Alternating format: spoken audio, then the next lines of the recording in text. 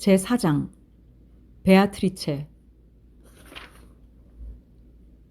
나는 친구 데미안과 다시 만나보지 못한 채 휴가가 끝나자마자 상크로라는 곳을 향해 출발했다. 내 양친도 함께 가셔서 세밀한 데까지 마음을 쓰고 고등학교 소년 기숙사에 나를 맡겨두었다. 만약 양친께서 나를 어떤 기숙사에 넣을 것인지 알았더라면 나는 놀라서 여간 겁을 내지 않았을 것이다. 시일이 지남에 따라 내가 좋은 아들이 되고 또 유능한 시민이 될는지, 그렇지 않으면 나의 천성이 다른 길을 향해서 갈는지는 역시 문제였다. 아버지의 정신적인 비호 밑에 행복해지려던 나의 최후의 노력은 오랫동안 계속되었다. 가끔은 성공할 때도 있었다. 그러나 결국은 완전히 실패로 끝났다. 견진성사 후 휴가 동안 나는 난생 처음 맛보는 불가사의의 공허함과 고독의 느낌이 쉽게 없어지지 않았다. 고향을 떠나는 것은 이상할 정도로 마음을 가볍게 해주었다. 나는 조금이라도 슬프지 않았다는 것이 부끄러울 정도였다. 누님들은 끝없이 울었으나 나는 그렇지 않았다. 그러한 나 자신에 대하여 놀랐다. 그때까지 난 선량한 아이였고 언제나 감수성이 예민한 아이였을 뿐이었다. 그러나 이제는 아주 다르게 변해버렸다. 나 자신의 내부를 향해서 귀를 기울이고 내 마음속에 흘러가고 있는 금제의 어두운 흐름을 듣는 것에 몰두하게 되었지만 외부 세계에 대해선 거의 무관심한 태도를 취하며 여러 나날들을 보냈다. 나는 겨우 반년 만에 부쩍 커버렸다. 키는 홀쭉하게 크고 야위었으나 몸은 건강했다. 그러나 세상을 보는 눈은 달랐다. 아이가 지니는 앳된 것은 내게서 사라져버렸다. 이렇게 되면 윗사람한테서 사랑을 받을 수 없다는 것 또한 알고 있다. 그리고 나 자신도 결코 남을 사랑하지는 않았다. 가끔 막스 데미안에 대해서 깊은 사모의 정을 품었었다. 그러다가도 나는 그를 미워하고 진저리 처지는 병처럼 내 몸에 짊어진 생활의 빈곤을 그에게 책임지우기도 했다. 나는 처음 기숙사에서 사랑도 존경도 받는 입장이 못 되었다. 그들은 내게 조소를 던지고 거의가 나를 멀리하였으며 나를 음침하고 입 무거운 변태자, 불량한 학생이라 생각들 했다. 나는 그 역할이 마음에 들어서 그것을 더욱 과장했다. 그리고 나는 몰래 번뇌와 절망이 파고드는 발작에 번번이 마음이 무거워지는 것을 자각하면서도 겉으로는 항상 사내답게 세상을 멸시하는 듯한 표정을 지었다. 학교에서는 집에서 마련해준 지식을 씹고 있어야만 했다. 학급은 이전의 학급보다 뒤떨어져 있었다. 그리고 나는 내 나이 또래의 친구들을 어린아이로 대하고 조금은 경멸적으로 바라보는 습관이 생겼다. 1여 년 동안을 이런 모양으로 지냈다. 첫 휴가의 귀향은 내게 새로운 기분을 일으키지 못했다. 나는 즐겁게 다시 떠나왔다. 11월 초순경이었다. 나는 날씨에는 관계없이 무엇을 생각하면서 가볍게 산책을 하는 버릇이 생겼다. 산책을 하는 도중 나는 번번이 일후의 기쁨, 그것은 우울이나 염세나 자기 혐오가 다분히 섞인 기쁨을 맛보았던 것이다. 그래서 어느 저녁 황혼 무렵에 축축한 안개가 쏟아지고 있는 교외를 헤매고 있었다. 가로수가 늘어진 공원길에는 전혀 사람의 그림자가 보이지 않았음에 나는 주춤하기도 했다. 길은 낙엽으로 깊이 파묻혀 있었다. 그 낙엽 속을 나는 어떤 까닭 모를 쾌감을 느끼면서 발로 휘저어 파헤치고 있었다. 축축한 쓴 냄새가 났다. 멀찌감치의 나무들이 안개 속에서 요귀 같은 큰 그림자를 드리우고 나타났다. 나는 가로수가 끝나는 곳에 엉거주춤 망설이고 서서 검고 무성한 나뭇잎을 바라보며 붕괴와 사멸의 습기 찬 냄새를 탐하듯 들이켰다. 내 마음속에서도 역시 그 냄새에 응하여 인사말을 했다. 아, 인생이란 얼마나 무상한 것인가.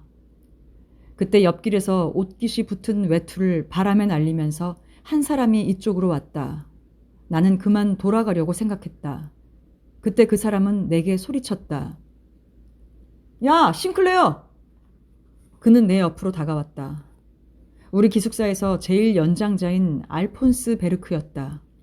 나는 그와 만나는 것이 언제나 즐거웠다. 그리고 그가 내게 다른 학생들에게 대하는 것과 같이 빈정대고 거만해 보이는 행동만 하지 않는다면 나는 그에게 아무런 나쁜 감정을 가지지 않는다. 그는 곰처럼 힘이 세다고 생각되었다. 그리고 기숙사의 선생을 눌러버린다는 이야기도 있었다. 그래서 고등학교의 학생들 사이에서는 여러 가지 소문을 달고 다니는 주인공이었다. 여기서 대체 뭘 하고 있었니? 하고 그는 어른이 어린아이에게 하듯이 조용한 소리로 상냥스럽게 물었다. 어디 알아맞혀 볼까? 너 시를 짓고 있었지? 그건 전혀 아닌걸? 하고 나는 퉁명스럽게 내뱉었다. 그는 껄껄 웃더니 나와 나란히 걸으면서 여러 가지로 짓거려댔다. 나는 시를 짓는 일 따위는 생각지도 못한 것이었다. 싱클레어, 내가 모르리라 생각하겠지만 혼자 근심할 필요는 없어. 이렇게 가을 저녁 안개 속을 사색에 잠겨서 걷고 있으면 꼭 뭐라 말할 수 없는 것이 있지. 그런 때는 시라도 짓고 싶어지지. 그건 나도 알 수 있어. 물론 정멸의 자연이라든가 또는 그와 비슷한 사라지는 청춘이라는 것에 대해서 말이야. 하인리히 하이네를 보렴. 나는 그렇게 센티멘탈하진 않아. 하고 나는 퉁명스럽게 대꾸했다. 그래 좋아. 그러나 이런 날씨에는 한 잔의 포도주와 같은 것이 있는 장소를 찾아내는 것은 멋진 일이야. 함께 가지 않을래? 마침 나도 혼자니까. 만약 네가 모범생이라도 되고 싶다면 나는 너를 유혹하고 싶지 않지만. 그래서 이내 우리들은 외따로 떨어진 작은 목로 주점으로 가 이상한 폼으로 술을 마시고 두꺼운 글라스를 부딪혔다. 처음에는 그리 내키지 않았으나 여하튼 새로운 일이었다. 술에 익숙해 있지 않았기 때문이다. 이윽고 나는 아주 다변이 되었다. 마음의 창을 갑자기 열어젖힌 듯 했다. 세계가 그곳으로 비쳐 들어왔다. 오랫동안 나는 마음을 터놓고 이야기한 적이 없었다. 나는 정신없이 이야기를 늘어놓았다. 나는 카인과 아벨의 이야기도 끄집어냈다. 베르크는 만족스럽게 내 이야기를 듣고 있었다. 나는 간신히 내 이야기를 들어줄 사람을 얻은 것이다. 그는 나의 어깨를 툭툭 쳤다. 그리고 굉장한 녀석이라고 말했다. 내 가슴은 흉금을 털어놓은 대상을 얻고 그동안 막혀있던 욕구를 마음껏 풀었다. 여기서 흉금이란 가슴 속에 품은 생각. 또 그것에 인정을 받자 연장자에 대해서도 얼마만큼 값어치를 가지고 있다는 기쁨으로 마음이 부풀어 올랐다. 그리고 그가 나를 천재적인 녀석이라고 말했을 때 그 말은 달고 강한 술처럼 내 마음에 스며들어왔다. 세계는 새로운 색채로 타올랐다. 사상의 갱신과 불길은 줄기차게 내 마음속에서 타올랐다. 우리들은 교사와 친구들에 대해서도 이야기했다.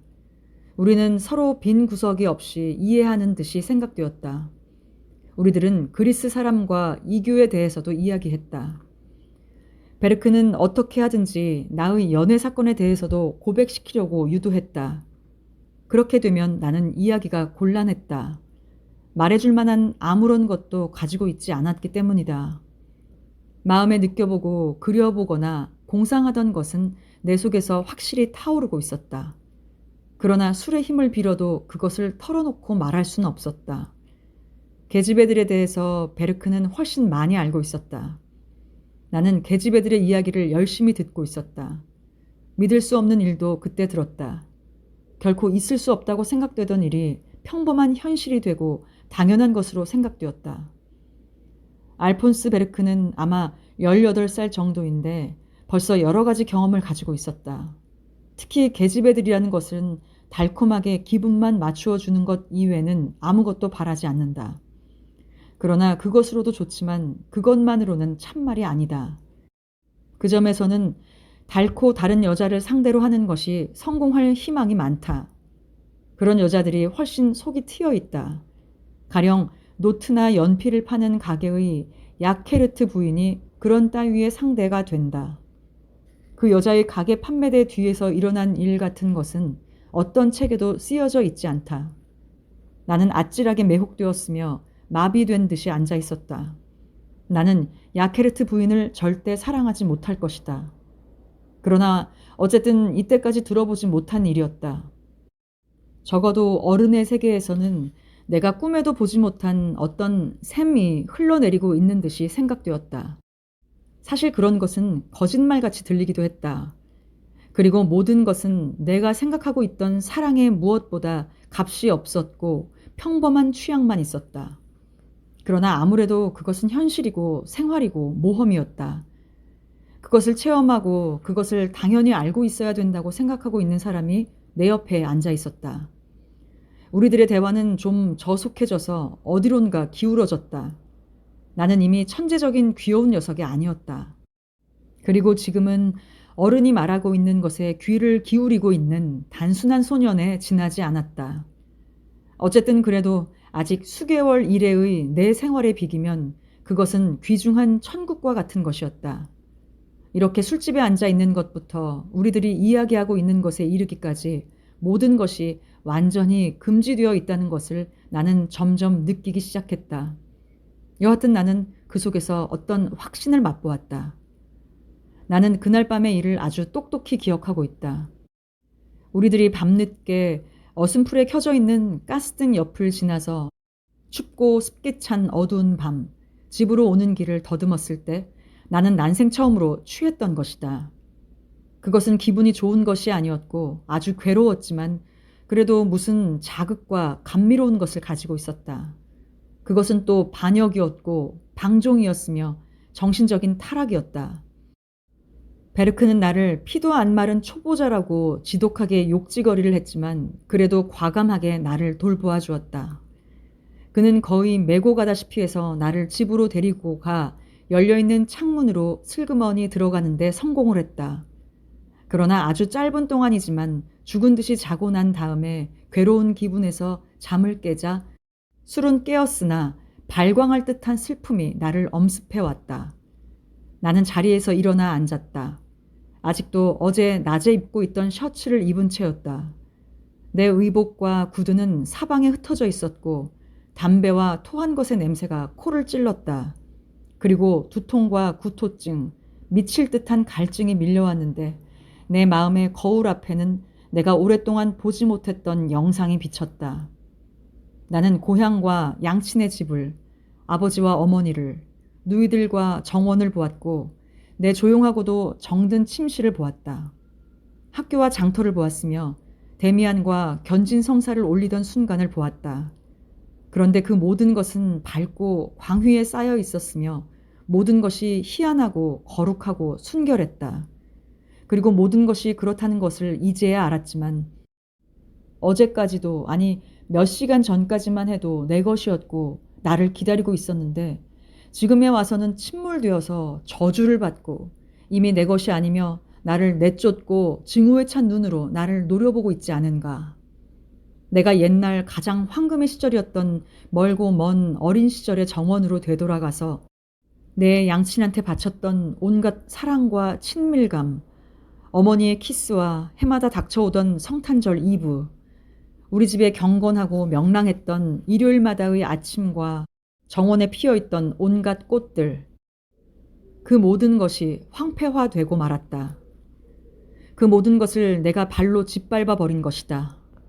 만일 지금 당장 하리가 와서 나를 포박해서 쓸모없는 인간이라고, 신전을 모독한 자라고, 교수대로 끌고 간다고 해도 나는 납득을 했을 것이며 기꺼이 따라 나서고 그것을 정당하고 당연한 일이라고 여겼을 것이다.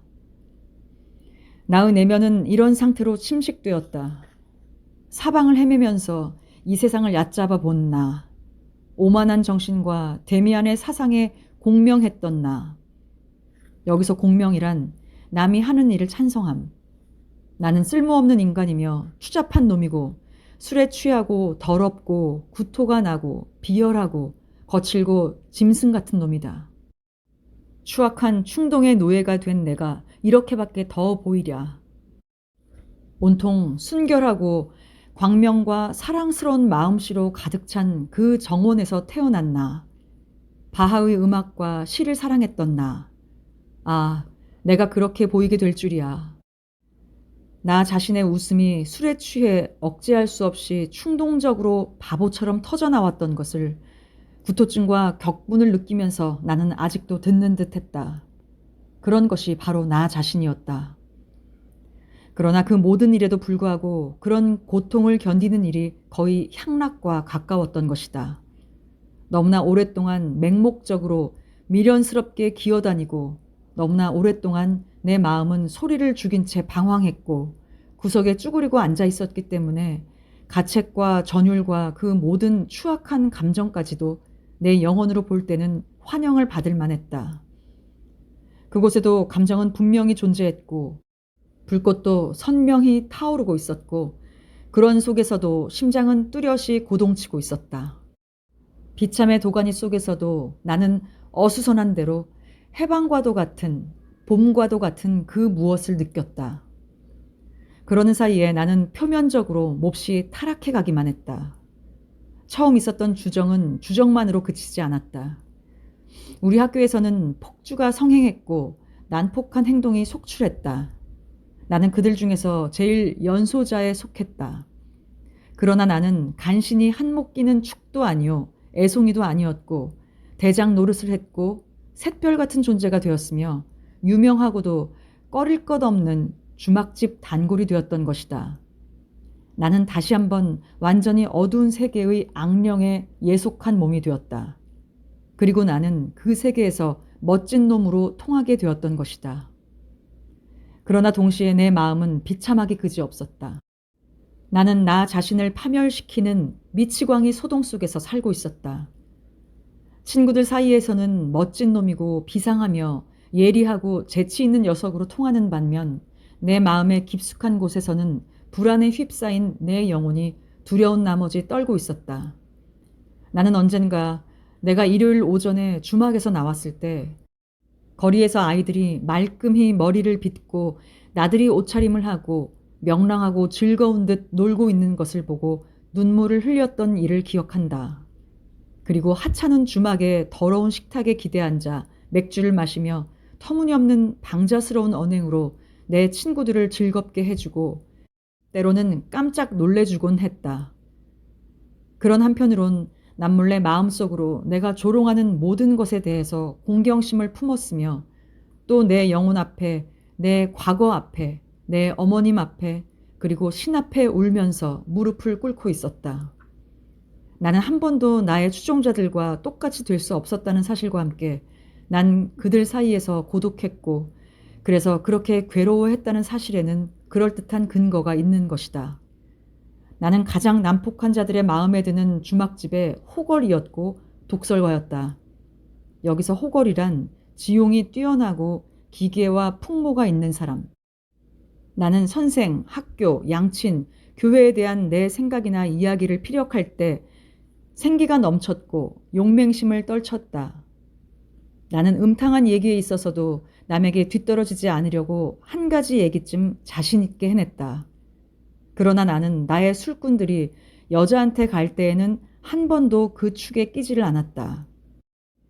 내 말대로 한다면 철면피 한탕화가 틀림없어야 했건만 사실인즉 나는 괴로웠고 사랑에 대한 훨훨 타는 동경심과 가망도 없는 그리움에 북받쳐 있었던 것이다.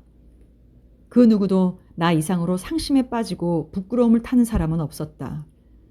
가끔 젊은 처녀가 말쑥하게 차리고 아름답고 명랑하고 우아스럽게 내 앞을 지나가는 것을 보거나 하면 그녀는 내게 있어 희한한 존재요 청순한 꿈이었고 나보다는 1000배는 더 선량하고 천진하게 생각되었던 것이다. 얼마 동안 나는 야케르트 부인의 문방구 가게에는 가지도 못했다. 왜냐하면 내가 그 여자를 쳐다보며 알폰스 베르크가 나한테 얘기한 그녀의 이야기를 생각할 때면 얼굴이 화끈해질 것 같기 때문이었다. 그런데 내가 새로운 친구들 사이에서 계속 고독하고 색다르게 자신을 생각하면 할수록 더욱더 나는 그들과 떨어질 수 없는 관계가 되었다. 사실 폭주와 헛소리를 늘어놓는 일이 나에게 한 번이라도 즐거움을 주었는지의 여부는 나도 알 수가 없다. 그리고 나는 한 번도 음주에 익숙해질 수가 없었기 때문에 번번이 괴로운 결과만 맛보았다. 만사가 다 강제로 하는 행위 같았다. 그 외에 무엇을 해야 될지 전혀 몰랐기에 그저 내가 할 수 있는 일을 했을 뿐이다. 나는 오랫동안 혼자 있기를 두려워했고 노상 마음이 기울고 있음을 느끼는 온화하고도 수줍은 내면의 발작이 두려웠으며 빈번하게 엄습해오는 훈훈한 애욕을 두려워했다. 내게는 부족한 것이 한 가지 있었다. 그것은 친구였다. 내가 친해지고 싶은 동급생이 두서넛 있기는 했지만 그들은 모범생에 속해 있었다. 내 추행은 벌써 오래전부터 누구나 다 아는 비밀이었다. 그들은 나를 피해 다녔다. 다들 중심이 흔들리는 아무런 희망도 없는 문제 학생으로 나를 생각했다. 선생들도 나에 대한 많은 것을 알고 있었다. 나는 여러 번 혹독한 벌을 받았으며 이윽고 학교에서 퇴학 처분을 받으리라고 얘기하고 있었다. 여기서 얘기란 앞으로 닥칠 일을 미리 기대하거나 예상함. 나 자신도 그것을 잘 알고 있었다. 나는 이미 오랫동안 착실한 학생 구실을 하지 못했었고 그 이상 오래 지탱할 수는 없을 것이라고 느끼면서도 애써 그런 생활을 그대로 이어나가며 자신을 속이고 있었던 것이다. 신이 우리를 고독하게 만들어 놓음으로써 우리들 자신을 이끌어들이는 길은 수없이 많다. 이런 길을 그 당시 신은 나에게 마련해 주었던 것이다. 그것은 마치 악몽과도 같았다.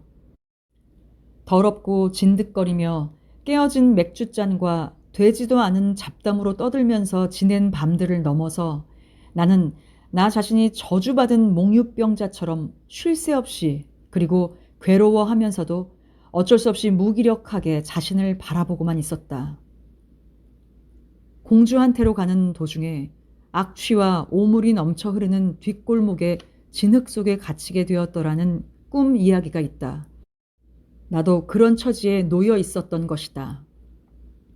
이런 보잘것없는 방법으로 나는 고독하게 되었고 나와 유년 시절 사이에는 냉혹한 눈초리를 번뜩이며 파수꾼들이 망을 보고 있는 싸늘한 낙원의 문이 가로막고 있는 것이 내게 주어진 운명이었던 것이다.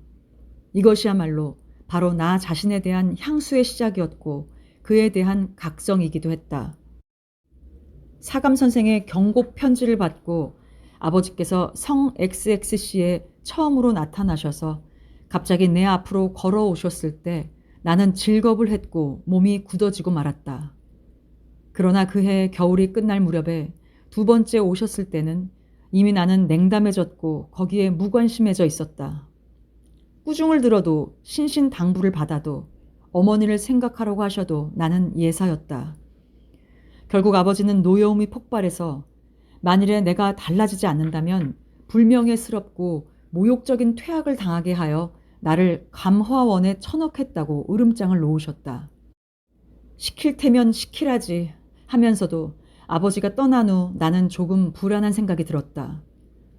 그러나 아버지는 아무런 성과도 거두지 못하셨고 이제 내게로 통하는 길도 찾아내지 못하셨다. 그리고 잠시 동안이었지만 아버지는 마땅히 당할 일을 당했다고 생각했다. 내가 무엇이 되든 나로서는 상관이 없었다. 주막집에 앉아서 큰 소리나 치는 기묘하고도 아름답지 못한 태도로 나는 세상과 싸우고 있었다. 그것이 내 항의의 형식이었던 것이다. 그렇게 해서 나는 나 자신을 엉망으로 만들었다. 만일 세상이 나 같은 인간을 필요로 하지 않고 그런 인간을 위해 보다 나은, 보다 높은 소임을 맡겨주지 않는다면 그 인간들도 필경은 나처럼 파멸하고 말리라. 그 손해는 세상이 짊어져야 마땅하지 않은가. 그 해의 성탄절 휴가는 실로 불쾌했었다. 나를 다시 보시자 어머니는 깜짝 놀라셨다. 나는 훨씬 더 자랐던 것이다. 그리고 얼굴은 야윈데다가 축 늘어진 표정이었고 눈자 위에는 염증을 일으키고 있었으며 잿빛이 돌아서 처량하게 보였던 것이다. 처음으로 나기 시작한 코 밑 수염의 엉성한 자국과 최근에 쓰기 시작한 안경 때문에 나는 어머니에게 더욱 생소한 느낌을 주었다. 누이들은 뒤에 숨어서 키득거리며 웃었다. 만사가 불유쾌했다. 서재에서 아버지와의 대화도 오랜만에 만난 친척들의 인사도 불유쾌했으며 무엇보다도 성탄절 이브가 불유쾌했다. 내가 태어난 이후 우리 집에서 이날은 중요한 날이었고 축제와 사랑과 감사의 저녁이었으며 양친들과 나와의 유대를 새롭게 해주는 저녁이었다. 그러나 이번에는 만사가 답답하고 낭패스럽기만 했다.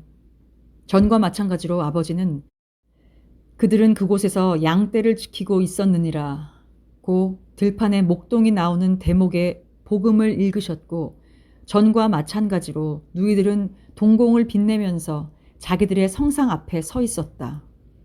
그런 아버지의 음성은 즐겁게 들리지가 않았고 그 얼굴은 초췌해 보였으며 길쭉하게 오그라든 것 같았다. 어머니도 슬픈 표정이었다. 그리고 내게는 모든 것이 한결같이 괴롭고 거북하기만 했다. 선물과 축복, 복음서와 불을 켠 나무도 역시 그랬다. 꿀떡은 달콤한 냄새를 풍기고 감미로운 추억의 짙은 구름을 발산했다. 전나무는 향내를 뿜고 이미 지나가 버린 일들을 상기시켜 주었다. 나는 그 밤과 축제일이 빨리 끝나주기만을 고대했다. 겨우내 그런 모양으로 지냈다.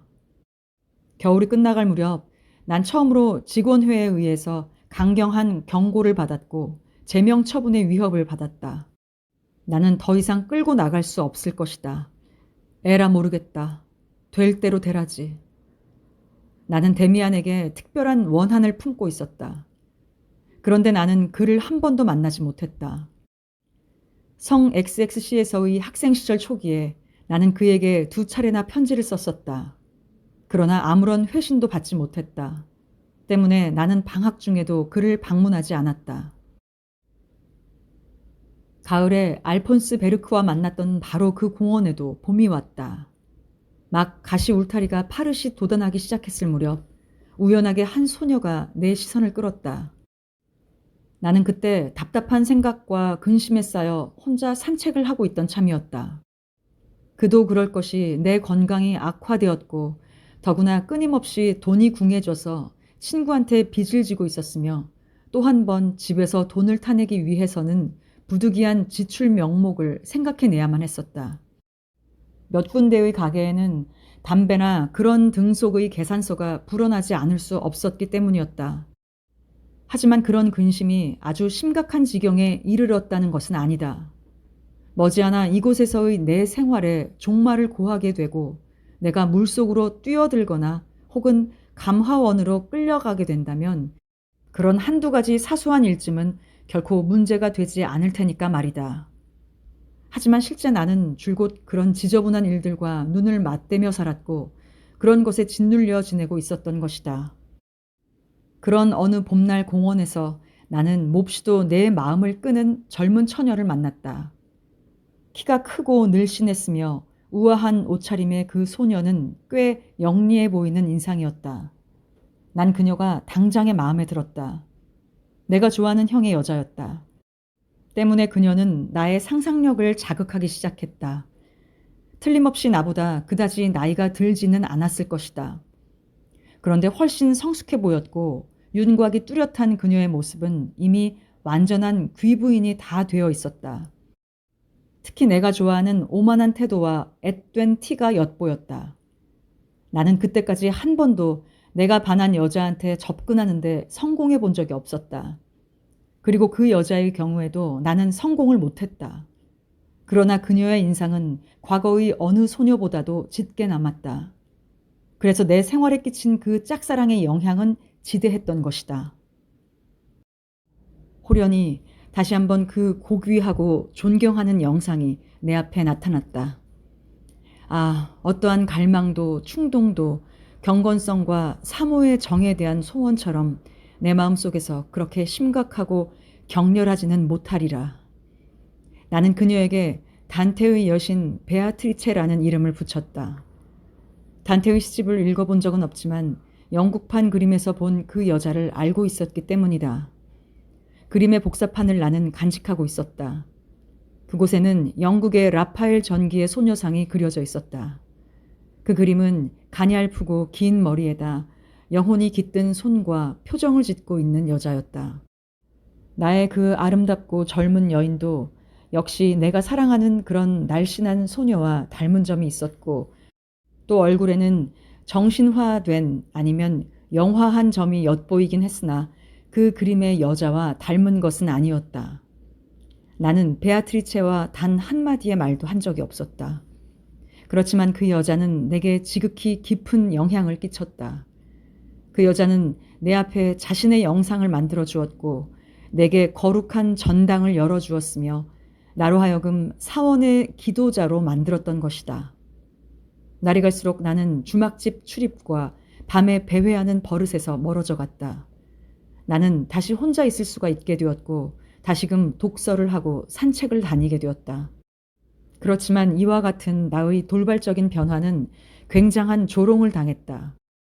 하지만 나는 이제 사랑할 대상과 사모할 대상을 갖게 되었으며 생활은 예감과 영롱하고 신비로운 어스름으로 넘치게 되었다. 그것이 나를 무신경하게 만들어 주었다. 나는 우러러보는 한 영상의 노예이며 하인에 불과했으나 다시 나 자신으로 되돌아와 있었다. 그 시절을 감개무량함 없이는 회상할 수가 없다. 다시 나는 지극히 진지한 노력을 기울여서 무너져버린 생활의 폐허로부터 밝은 세계를 건설하려 했으며 다시 내부에서 어둠과 악을 제거하고 완전하게 밝은 세계 속에 정착하려는 유일한 희망을 안고 신들 앞에 무릎 꿇고 살았다. 하여간 그 당시의 밝은 세계는 어느 정도 나 자신의 창조물이었다. 그것은 이젠 어머니한테로 아무런 책임도 없는 안전한 곳으로 다시 도망치고 기어 들어가는 것과는 판이하게 다른 것이었다. 그것은 나 자신에 의하여 책임과 자기 극기에 새롭게 발견되고 요구된 봉사였다. 그것 때문에 내가 고민하고 그 앞에서 늘 달아나려고만 했던 성욕은 이제 그런 성스러운 불 속에서 경건한 정신과 마음으로 정화되지 않을 수 없었다. 그 이상 추악하고 음산한 것이 있어서는 안 되었다. 신음하며 지새운 밤, 또 음란한 환상 앞에 심장의 고동도 금지된 문 앞에서 엿듣던 음탕한 짓도 이제는 되풀이해서는 안 되었다. 그 모든 것 대신에 나는 베아트리체의 초상을 모신 나만의 제단을 마련했다. 그리고 그녀에게 나를 바치는 동시에 나의 정신을 신들에게 바쳤다. 어두운 마력에서 빼앗은 삶에 대한 흥미를 나는 밝은 힘에게 제물로 바쳤다. 내 목표는 활락이 아니라 순결이었고 행복이 아니라 지구한 정신세계였던 것이다. 그런 베아트리체에 대한 숭배는 내 일생을 완전히 변모시켰다. 어제까지도 조숙한 조소쟁이였던 나는 이제 성자가 되려는 목표를 가진 사원지기가 되었다. 나는 몸에 배인 그 못된 생활을 청산했을 뿐만 아니라 모든 것을 변혁시키려고 노력했으며 모든 것 속에 순결과 기쁨과 품위를 주입시키려고 애를 썼고 먹을 때나 이야기할 때나 옷을 입을 때도 그것만을 생각했다. 나는 아침마다 냉수마찰을 하기 시작했다. 그것을 하는데 처음에는 자신을 강요하지 않을 수 없었다. 나는 진실되고 품위 있게 행동했으며 내 몸을 꼿꼿이 세우고 천천히 위험 있게 걸었다. 아마 보는 사람들 눈에는 우스꽝스럽게 생각되었을 것이다. 그러나 내 마음은 온통 신에 대한 봉사로 넘치고 있었다. 나의 그런 새로운 신념에 대한 표현은 내가 해보려는 모든 훈련 가운데에서 하나만은 상당히 중요했다. 나는 그림을 그리기 시작했던 것이다. 내가 가진 영국제 베아트리체가 그 소녀와 닮지 않았던 것이 시도의 발단이었다. 나는 그녀를 내 마음대로 그려보고자 했다. 완전히 새로운 기쁨과 희망을 안고 나는 내 방에서 얼마 전에 나는 독방을 차지했다. 깨끗한 종이와 물감과 붓을 주워 모으고 팔레트와 유리잔과 도자기, 접시, 연필 등을 준비했다. 내가 사온 조그만 튜브에 든 고운 템페라 물감은 나를 매혹시켰다. 그 속에는 훨훨 타는 듯한 크롬 옥시드의 초록빛도 있었다. 나는 지금까지도 처음에 그것이 흰 접시 위에서 빛나던 것을 잊을 수가 없다. 나는 조심스럽게 시작했다. 얼굴을 그린다는 것은 어려운 일이다. 그래서 우선 다른 것을 그려보곤 했다. 장식무늬와 꽃들, 자그마한 환상적 풍경, 예배당 옆에 서 있는 한 그루의 나무, 삼나무가 있는 로마의 다리 따위를 그렸다. 가끔 나는 그런 일들에 완전히 넋을 잃었고 그림 물감 상자를 받은 아이처럼 행복해했다. 이윽고 나는 베아트리체를 그리기 시작했다. 그러나 몇 장을 실패한 채 내던져 버렸다.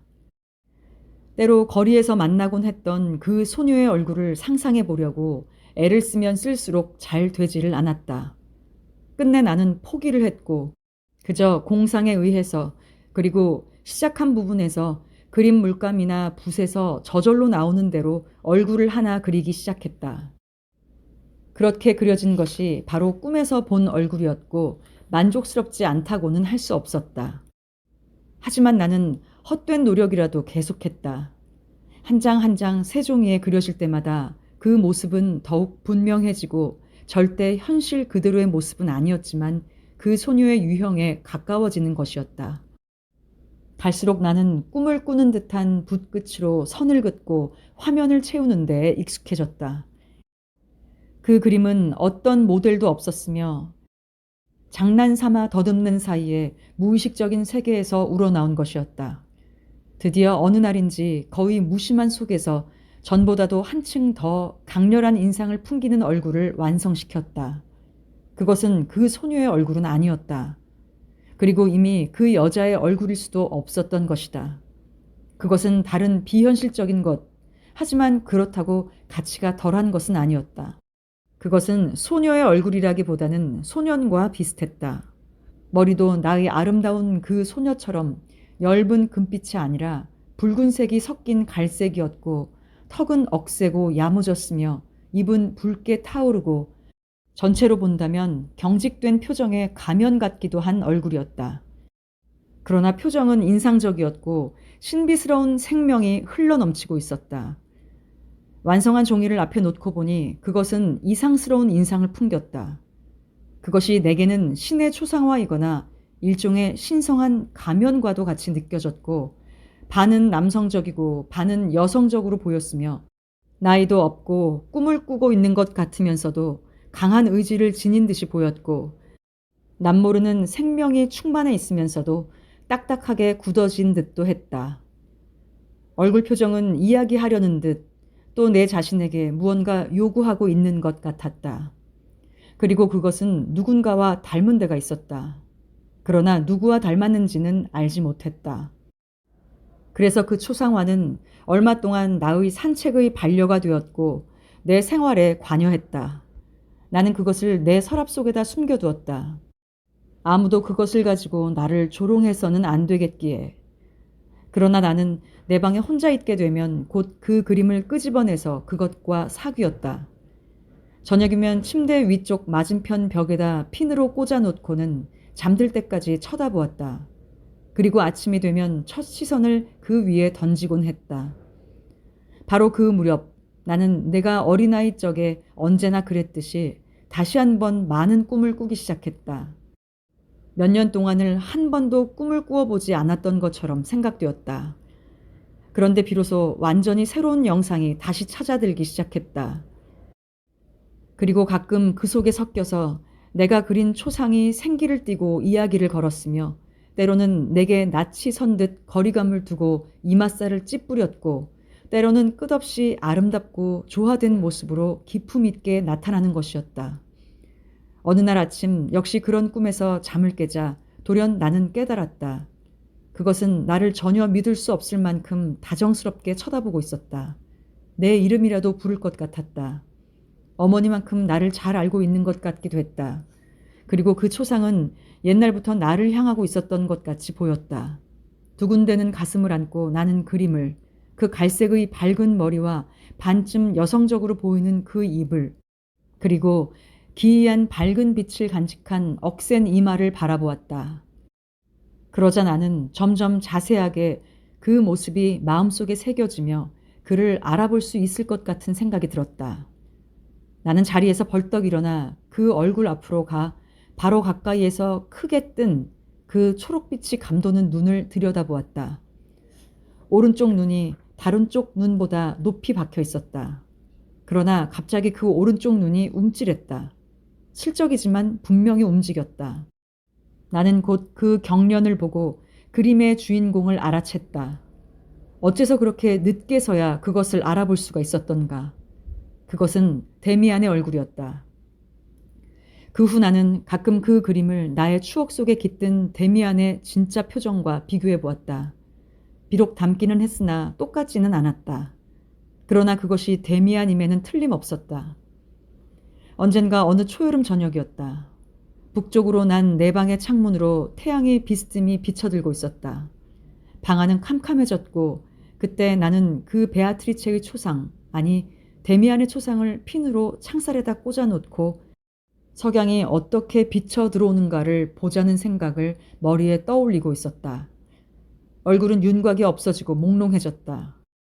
그러나 붉은 눈자 위를 가진 눈과 이마의 밝은 색과 유난스럽게 붉은 입은 화면에서 미묘하고 강렬하게 불길이 솟는 듯 했다.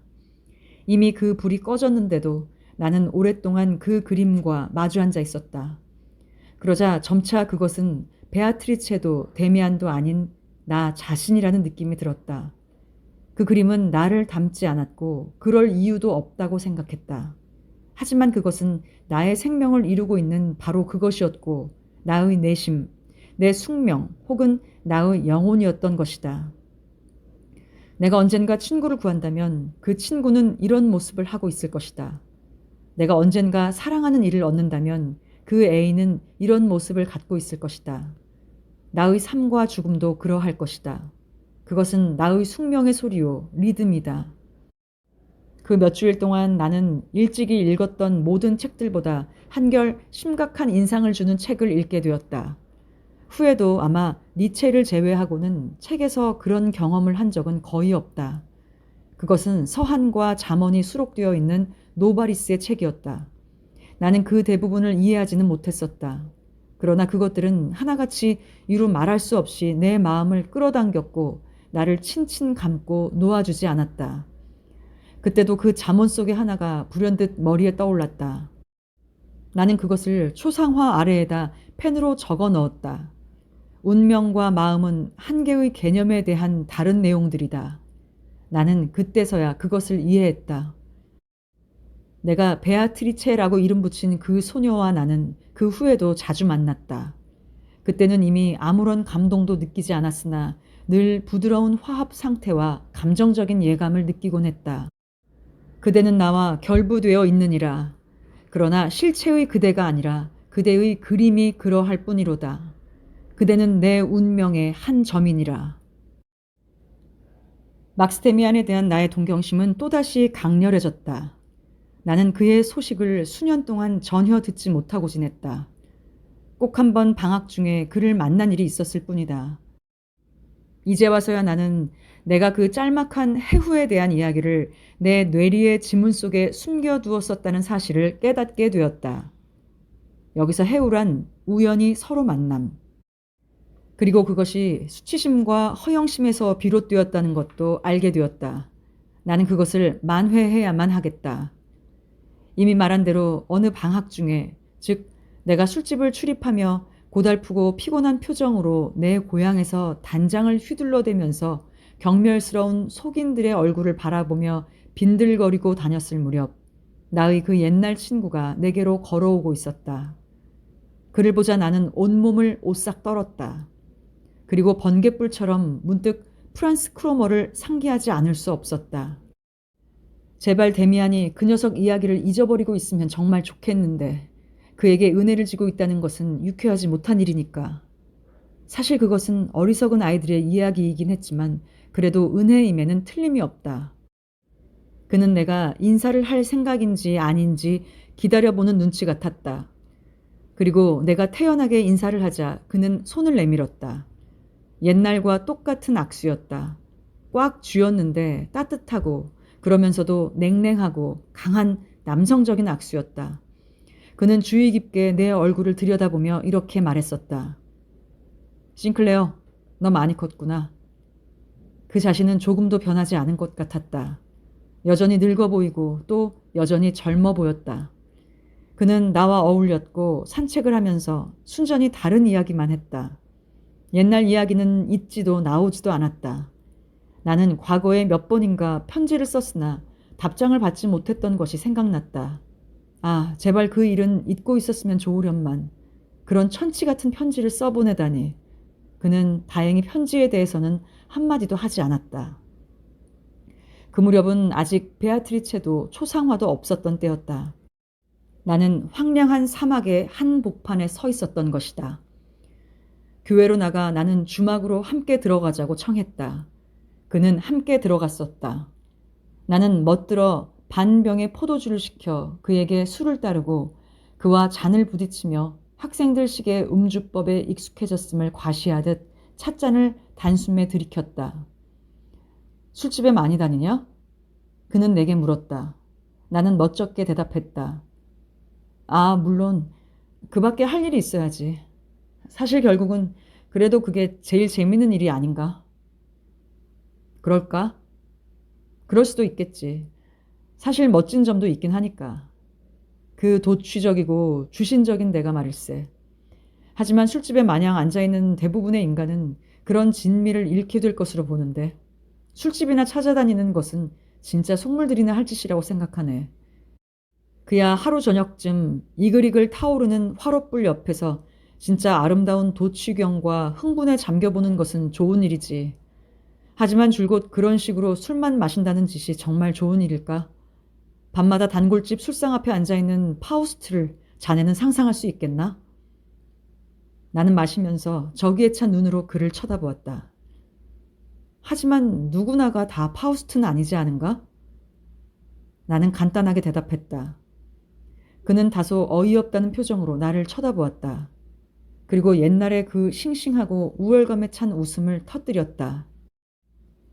아니, 무엇 때문에 그런 걸 가지고 다투는 거지? 하여간 주당이나 탕하의 생활이 짐작컨대 탓할 데 없는 시민의 생활보다는 한결 더 생기를 띠고 있을 걸세. 내가 읽어본 일이 있지만 탕하의 생활이 신비주의가 되는 가장 좋은 준비 활동이라고 하더군. 예언자가 되는 것은 언제나 성 어거스틴 같은 그런 인물들이란 말일세. 그 사람도 전에는 향락주의자였고 탕하였지. 나는 배알이 틀렸다. 절대로 그에게 휘둘리고 싶지가 않았다. 그래서 나는 냉정하게 말했다. 누구나 제멋대로 사는 걸세. 솔직히 얘기해서 나는 예언자 그런 따위가 될 생각은 조금도 없단 말일세. 데미안은 눈을 슬쩍 찡그리고 알겠다는 듯이 나를 쳐다보았다. 여보게 싱클리어. 그는 잔잔한 표정으로 천천히 말을 했다. 자네한테 불쾌한 이야기를 할 생각은 조금도 없네. 그러나 말이야. 다만 나는 자네를 보고 그냥 지나칠 수 없어서. 무슨 목적으로 자네가 술을 그렇게 마시는지는 우리 두 사람 다 모르는 것일세. 하지만 자네의 내심에 있는 자네의 생명을 형성하고 있는 그 무엇은 그것을 이미 알고 있을 것일세. 우리의 모든 것을 알고 원하고 모든 것을 우리보다 잘 해나가려고 하는 것이 우리 마음속에 깃들어 있다는 것을 아는 것은 좋은 일일세. 친구, 용서하게나. 난 집에 가봐야겠으니. 우리는 간단히 작별을 했다. 나는 틀어진 기분으로 그대로 앉아서 술병을 다 비우고 계산대에 섰을 때 데미안이 이미 술값을 치른 것을 알았다. 그것이 더욱더 내 부활을 돋우었다. 그 사소한 사건에 지금도 나는 눌러붙어 있는 것이다. 내 생각은 데미안으로 충만되고 있었다. 그리고 그가 교회의 술집에서 이야기했던 말들이 다시 한번 이상하리만큼 생생하게 하나도 잊혀지지 않고 나의 머리에 떠올랐다. 우리의 모든 것을 알고 있는 것이 우리 마음속에 깃들어 있다는 것은 좋은 일일세. 나는 창살에 꽂혀 아주 퇴색해버린 그 그림을 쳐다보았다. 그런데 아직도 그 눈만은 활활 타고 있는 것을 보았다. 그것은 데미안의 눈초리가 아니면 나의 내심에 들어있는 눈초리가 분명했다. 온갖 것을 다 알고 있는 그런 눈초리였던 것이다. 나는 데미안을 얼마나 동경하고 있었던가. 나는 그에 대해서 아는 바가 전혀 없었다. 그는 나에게 미치지 못하는 존재였다. 나는 단지 그가 어디선가 공부를 하고 있을 것이며 김나지움을 졸업한 후에는 그의 어머니도 우리 고장을 떠났다는 것을 알고 있을 뿐이었다. 크로머와의 사건까지 거슬러 올라가서 나는 내 마음속에 깃들어 있는 막스 데미안에 대한 모든 추억을 들추어냈다. 그가 일찍이 내게 한 말이 얼마나 많이 지금까지도 들려오는 것일까. 그리고 오늘날에 와서까지도 그 모든 것이 의미를 지니고 있고 생생하게 나와 관련을 갖고 있었던 것이다. 우리가 지난번에 그다지 즐겁지 않은 재회를 했을 때 그가 탕화와 성자에 대한 이야기를 했던 것도 갑자기 내 마음속에서 선명하게 되살아났다. 내게서도 그와 똑같은 일이 일어나지 않았던가. 새로운 삶의 충동과 함께 아주 정반대의 것이, 즉 순결한 것에 대한 욕구, 성스러운 것에 대한 동경이 내부에서 싹트기까지 나는 똑같은 흥분과 오욕스러움과 마비와 방탕 속에서 살고 있지 않았던가 말이다. 그와 같이 나는 나의 추억을 더듬어 나갔다. 벌써 밖은 오래전에 밤이 되었고 비가 내리고 있었다. 내 추억 속에서도 비가 내리고 있는 소리가 들렸다. 밤나무 아래서 그가 언젠가 프란스 크로머에 대해서 묻고 또 나의 최초의 비밀을 알아맞힌 일이 있었다.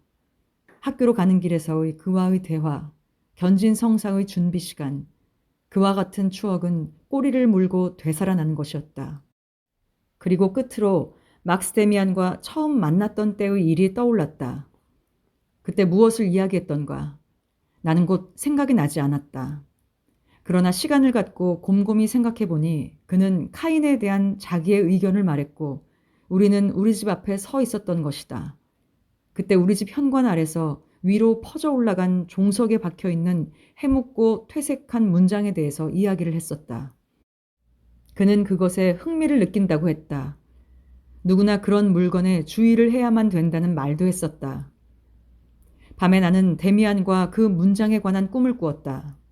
그것은 쉴 새 없이 변화해 갔다. 데미안은 그것을 손에 들고 있었는데 때로는 그것이 작아지고 잿빛이 됐으며 때로는 굉장히 커지고 가지각색이 되기도 했던 것이다. 그런데도 그는 내게 그것이 언제나 한 가지 색이고 꽃 같은 물건이라고 설명해 주었다. 그러나 끝에 가서는 그 문장을 나에게 먹으라고 강요했다. 나는 그것을 삼켰으며 즐겁을 하고 놀랐던 것이다. 삼킨 문장 속의 새가 나의 내부에서 살아 내 배를 채우고 안에서 쪼아먹기 시작한 듯이 느껴졌기 때문이었다. 죽을 것 같은 두려움에 사로잡혀 나는 벌떡 일어났다. 그리고 잠을 깼던 것이다. 한밤중이었으나 나의 정신은 맑아졌다. 방 안으로 비가 들이치고 있었다. 창문을 닫으려고 일어선 나는 방바닥에 있는 환한 물건을 밟았다. 그것은 바로 내가 그린 그림이었다. 그림은 젖은 채로 방바닥에 떨어져 있었고 불룩하게 부풀어 올라 있었다. 나는 그것을 말리려고 두터운 책 속의 흡수지 사이에다 끼워서 눌러두었다. 다음 날 다시 보니 바싹 말라 있었다. 그러나 그것은 변해 있었다. 붉은 입술은 파리해지고 약간 엷어졌다. 그것은 이제 데미안의 입술이 틀림없었다. 나는 그 문장을 다른 종이에다 그리기 시작했다. 하나 원래의 새 모양으로 된 것을 나는 분명히 가려낼 수가 없었다. 내가 알고 있는 바로는 그것은 낡고 가끔 덧칠을 했기 때문에 그 부분은 가까이서 봐도 잘 분간이 되지 않았다. 그 새는 서 있거나 무슨 물건 위에 앉아 있었다. 아마 꽃이거나 혹은 바구니가 아니면 둥지거나 나뭇가지였는지도 모르겠다. 나는 그것으로 걱정하진 않았다. 그래서 분명한 모습이라 여겨지는 부분에서부터 그리기 시작했다. 어떤 막연한 욕구에서 나는 곧 강한 빛을 가지기 시작했다. 새의 머리는 내 그림에선 황금빛이었다. 나는 완전히 기분에 내맡긴 채 그림을 그려나갔고 며칠 사이에 완성을 했다. 그것은 날카롭고 겁이 없는 유조의 머리를 가진 한 마리의 매였다. 여기서 유조는 텃새. 그것의 반신은 푸른 하늘을 배경으로 검은색의 지구에 박혀 있었다. 그리고 마치 어마어마하게 큰 알에서 빠져나오려는 듯 그 속에서 버둥대고 있었다. 그 그림을 오래 관찰하고 있으면 있을수록 더욱 그것은 내 꿈속에 나타났던 영롱한 문장처럼 보이는 것이었다. 데미안에게 편지를 쓴다는 것은 설사 내가 주소를 알고 있었다 해도 불가능했을 것이다. 그러나 내가 그 무렵 무엇을 하든 무엇을 느꼈든 그 꿈과 같은 예감 속에서 설사 그것을 그가 받아볼 수 없다 해도 난 그 유주의 그림을 그에게 보내기로 결심했다. 나는 그림에다 아무것도 심지어는 내 이름조차 적지 않았다. 가장자리를 오려내고 커다란 봉투를 사서 내 친구의 옛날 주소를 그 위에 적었다. 그리고 그것을 발송했다. 시험이 닥쳐왔다. 나는 평소보다 더 열심히 학교 공부를 해야만 했다. 내 못된 행실을 갑자기 고친 후로 선생들은 나를 다시 사랑해 주었다. 내가 선량한 학생이라고는 할 수 없었지만 반년 전에 퇴학을 당했으리라는 기우나 예측을 기억에 담아두고 있는 사람은 아무도 없었다. 아버지도 이젠 비난을 하시거나 위협도 하지 않으셨고 옛날과 같이 더 자주 편지를 주셨다. 그러나 나는 아버지는 물론 그 밖의 사람들에게도 어떻게 그런 변화가 내게 일어났는지 설명할 생각은 없었다. 이런 변화가 나의 양친과 선생님들의 소원과 일치가 되었다는 것은 우연한 일이었다. 그 변화는 나로 하여금 다른 사람들을 찾아가게 만들지는 않았으며 누구에게도 나를 접근시키지 않았고 그저 나를 한층 더 고독하게 만들어 주었을 뿐이었다. 그것은 내 자신 어느 곳에서나 멀고 먼 운명의 목표로 데미안을 삼고 있는 것이었다. 사실 나 자신은 그것을 알지 못한 채 그 한복판에 서 있었다. 그것은 베아트리체에서 비롯된 것이다. 하지만 얼마 후부터는 그림을 그린 종이와 데미안에 대한 생각을 하면서 아주 비현실적인 세계 속에서 살았기 때문에 베아트리체조차도 완전히 나의 생각과 시야에서 사라져버렸다. 그 누구에게도 나는 나의 꿈에 대해서, 나의 기대와 나의 내적인 변화에 관해서 한마디도 말을 할 수 없었을 것이다. 설사 말하고 싶었어도 말을 하지는 못했으리라. 그런데 어찌 그런 말을 내세울 수가 있었겠는가 말이다.